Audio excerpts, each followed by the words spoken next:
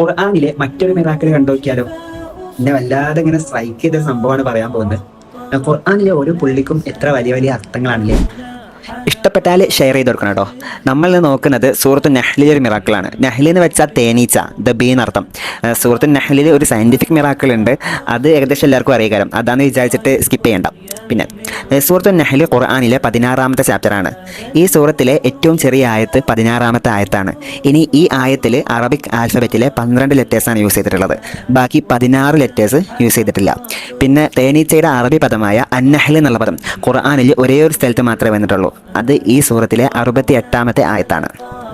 അപ്പോൾ നമ്മൾ ഈ ആയത്ത് പരിശോധിക്കുമ്പോൾ ഈ ആയത്തിൻ്റെ തുടക്കം മുതൽ ഓരോ ലെറ്റർ ഇങ്ങനെ നമ്മൾ കൗണ്ട് ചെയ്ത് ഇങ്ങനെ വന്നിട്ട് അന്നഹ്ലിലെ ലാം എത്തുമ്പോൾ അതിലാകെ ഉപയോഗിച്ചിട്ടുള്ള ലെറ്ററുകളുടെ എണ്ണം 16 എന്നാണ്.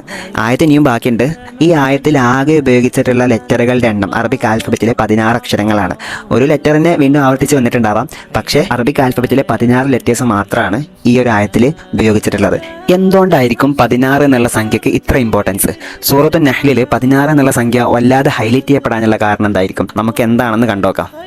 സൂറത്തുൻ നഹ്ലിൽ 16 എന്നുള്ള സംഖ്യ, ദ നമ്പർ 16, ഇത്ര അങ്ങോട്ട് ഹൈലൈറ്റ് ചെയ്യപ്പെടാനുള്ള കാരണം നമ്മൾ തേനീച്ചകളെ കുറിച്ച് പഠിച്ചാൽ മനസ്സിലാവും.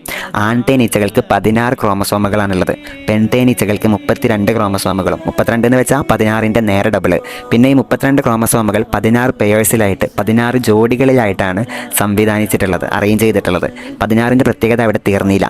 പെൺതേനീച്ചകളിലെ ക്യൂൻ കാറ്റഗറി, പെൺതേനീച്ചകളിലെ രാജ്ഞി വിഭാഗത്തിന് മുട്ടയിൽ നിന്ന് അത് തേനീച്ചയായി മാറാനെടുക്കുന്ന സമയം 16 ദിവസമാണ്. മാത്രമല്ല അവിടെ തീർന്നില്ല. നമ്മൾ പെൺതേനീച്ചകൾക്ക് 32 ക്രോമസോമുകളാണെന്ന് പറഞ്ഞു. 32 ക്രോമസോമുകൾ 16 പേഴ്സിലായിട്ടാണ് സെറ്റ് ചെയ്തിട്ടുള്ളതെന്നും പറഞ്ഞു. നമ്മൾ സൂറത്തുൻ നഹ്ൽ എടുത്ത് നോക്കിയാൽ അതിൽ അള്ളാഹ് എന്നുള്ള പദം 2 തവണ വന്ന ആയത്തുകളുടെ എണ്ണം 16 ആണ്. ഏതുപോലെ 16 പേഴ്സാണ് പെൺതേനീച്ചകൾക്കുള്ളത്, ഒരു പെയറിൽ 2 ക്രോമസോമുകൾ. സൂറത്തുൻ നഹ്ലിൽ അള്ളാഹ് എന്നുള്ള പദം 2 തവണ വന്ന ആയത്തുകളുടെ എണ്ണം 16 ആണ്. നിങ്ങൾക്ക് മനസ്സിലായില്ലേ? കത്തിയില്ലേ? സംഭവം കത്തിയില്ലേ? മാഷാ അല്ലാഹ്, സുബ്ഹാനല്ലാഹ്. അള്ളാഹിൻ്റെ ഹിക്മത്തിൻ്റെ മുമ്പിൽ നമ്മളങ്ങോട്ട് ഒന്നും അല്ലാതായി പോവാണ്.